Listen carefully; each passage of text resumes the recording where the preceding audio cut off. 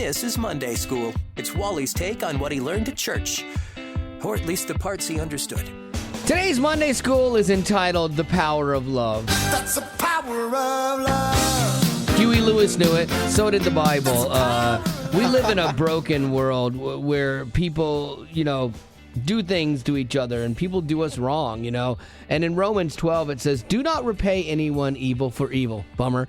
I hate that it says that, but why is it a that's bummer? Well, because that's how we're supposed to live, but you don't want to live like that. You want to get even with people. Yes.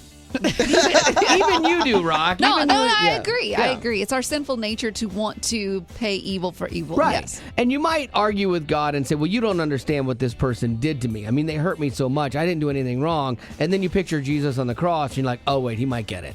Like, he might understand what that feels like. And so the verse goes on to say, this is the hard part.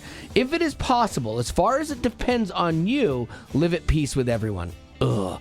Because most times, 9 out of 10 times, it is going to be possible for us to not buy into it. Because we can't control what people do to us, but we can control our reaction to it. And I know Rock's looking at me like, yeah, this is the pot calling the kettle black.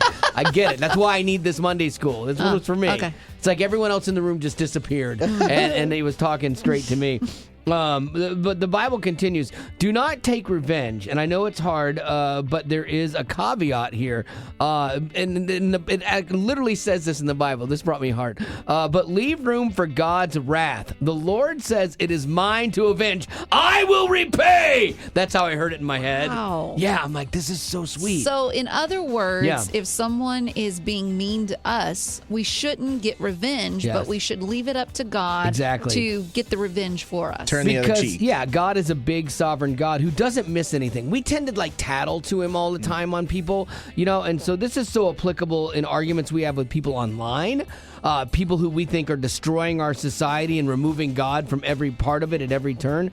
His job is to avenge. And this is the part where it gets back on us and it's not fun, because this is our response to evil. He says, if your enemy is hungry, feed him.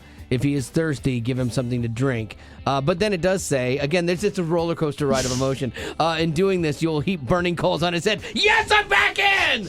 But Paul is writing this, and so I don't think Paul is saying the reason for repaying evil with kindness is to make the people that you disagree with mad. Like that somehow brings you joy. Like, yes, finally. Or they're going to get theirs one day from God.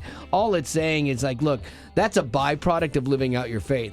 Like the power of love, the gospel is transformative, and it might upset somebody that you are responding in love, but that's how we are called to respond. And that and their reaction of it frustrating them is just a byproduct of goodness. But there you go. So we're called to love like Jesus loved, and that is very powerful.